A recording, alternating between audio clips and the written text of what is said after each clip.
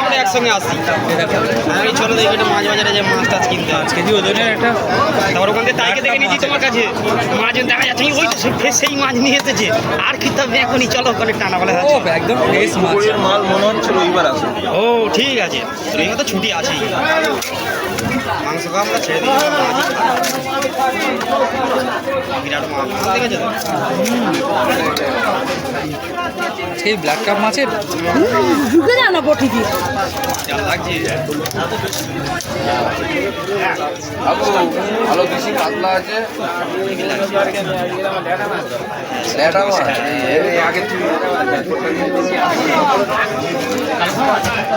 ঠিক আছে দিয়ে আসবো।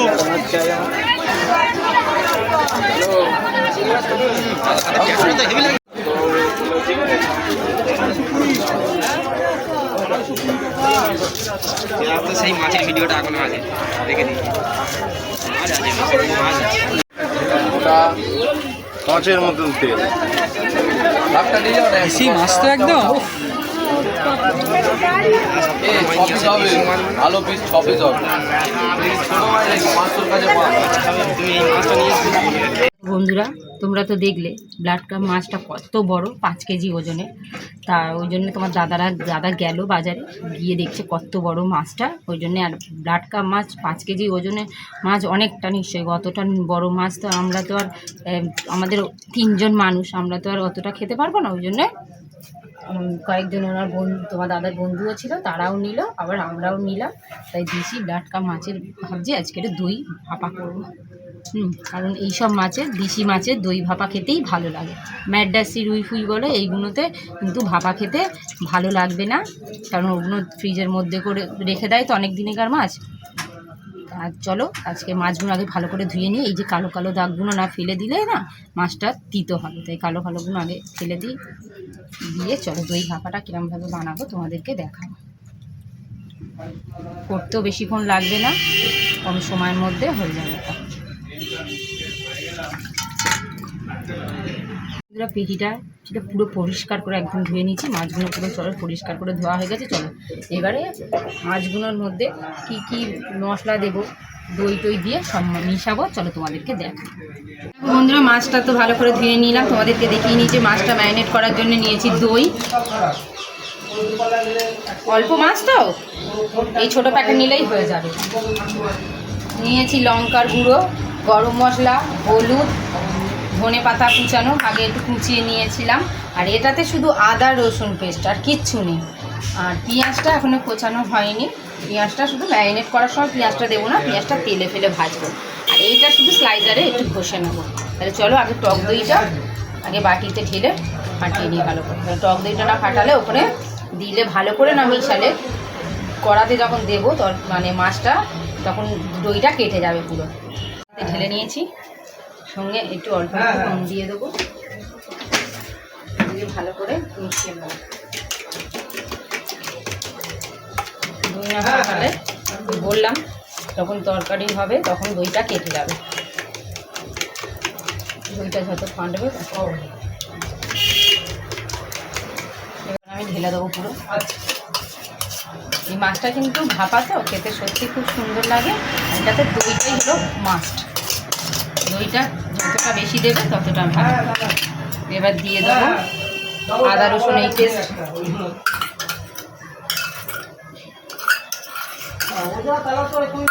দিয়ে দেবো এই দেখো ধনে পাতা কুচি,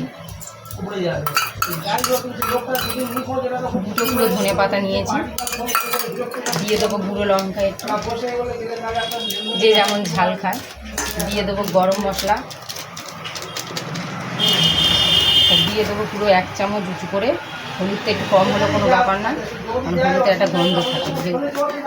দিয়ে দেবো সর্ষের তেল, স্লাইজারে একটু। বন্ধুরা দইটা মানে মশলাটা মাছের সঙ্গে মিশানো হয়ে গেছে। এবার আমি এটাকে আধ ঘন্টা মতন চাপা দিয়ে রেখে দেব। মাছটার সঙ্গে কিন্তু সব মশলা মিশানো হয়ে গেছে। এবার আমি আধ ঘন্টা মতন এই চাপা দিয়ে রেখে দেবো। দিয়ে এবার এই পেঁয়াজগুলো কুচিয়ে নেব।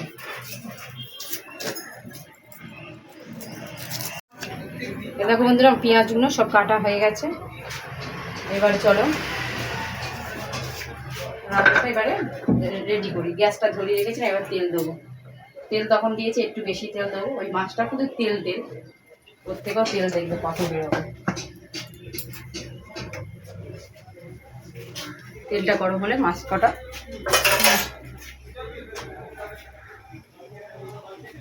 বন্ধুরা তেলটা গরম হয়ে গেছে। এবার পেঁয়াজটা দিয়ে দেবো।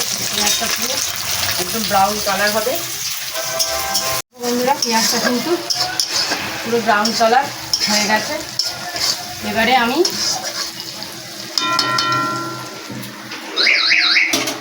এই ব্ল্যাক কাপ মাছটা যে দই দিয়ে আর মশলা দিয়ে মাখিয়ে রেখেছি, এবার এটা অল্প বন্ধুরা পেঁয়াজটা কিন্তু পুরো ভাজা হয়ে গেছে। এবারে আমি এই যে ব্ল্যাক কাপ মাছটা দই দিয়ে মশলা দিয়ে যে ম্যারিনেট করে রেখেছিলাম সেটা এবার দিয়ে দেবো। কিন্তু তার আগে পেঁয়াজটা যেহেতু ভাজা হয়ে গেছে, এবার গ্যাসটাকে আমি লো ফ্লেমে দিয়ে দেবো। কারণ হাই ফ্লেমে দিলে দইটা কেটে যাবে, ছানা ছানা হয়ে যাবে। ওই জন্যে সবসময় লো ফ্লেমে দিয়ে মশলাটার মাছটা এবার আমি দিয়ে দেবো। তোমরাও অবশ্যই করলে কিন্তু লো ফ্লেমে দিয়ে মশলাটা দিয়ে দেবো, মাছটা দিয়ে দেবো। হাই ফ্লেমে দিলে কিন্তু দইটা কেটেও যাবে, ডালা ডালাও হয়ে যাবে। মধ্যে কিন্তু কোনো জল দেবো না, যার জন্য আমি এইটাকে হাত দিয়ে ভালো করে যে মিশানোটা এখনও লেগে আছে বাটিটা, এটাকে ভালো করে কাকিয়ে নিয়ে এর মধ্যে দেব। কারণ এর মধ্যে কোনো জল অ্যাড করবো না। এই যে দই আছে এত মশলাটাই ওটাই হালকা ফ্লেমেতে দিয়ে ভাপা হবে। এই জন্যই বলেছে ব্ল্যাক কাপ মাছের ভাপা। এই জন্যই আমরা বলেছি এটা ব্ল্যাক কাপ মাছের ভাপা। আমি মশলাটা দিলাম, এবার একটু ভালো করে হালকা করে নাড়িয়ে দেবো যাতে না মাছটা না ভেঙে যায়। দিয়ে ওই যে গামলাটা মধ্যে রেখেছি, এই গামলাটাই আমি দিয়ে চাপা দিয়ে দেবো। দিয়ে লো ফ্লেমে রেখে কিন্তু 10 থেকে 15 মিনিট আমি হালকা আঁচের মধ্যে ভাপাতে দেবো। তারপরে মাছটা রেডি হয়ে যাবে। তারপরে তোমাদের দেখাচ্ছি মাছটা কীরকম হলো। তো ততক্ষণ ভাপাটা হোক। রেখে দিয়েছিলাম, 10 থেকে 15 মিনিট হয়ে গেছে।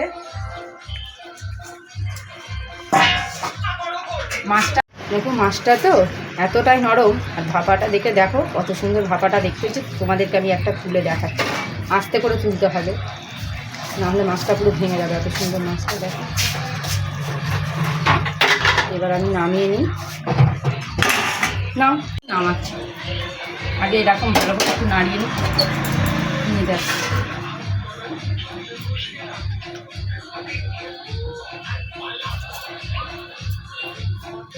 এতটাই মাছটা নরম তো একটু সাবধানে নামাতে হবে।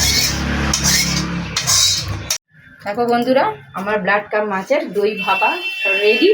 কত সুন্দর দেখতেও হয়েছে। আর বলেছিলাম তেল কিন্তু আমি যতটা না নিয়েছি তার থেকে তেল কিন্তু অনেকটা বেরিয়েছে, কারণ এর পুরো চর্বির তেল। হ্যালো গাইস, এই দেখো দুপুরের খাবার, তাই জন্যে ব্ল্যাক কাপ মাছের দই ভাপা আর ভাত খাবো।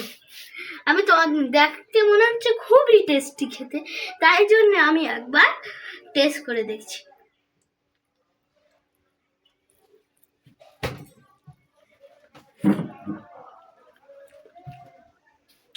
খেতে তো অসাধারণই হয়েছে।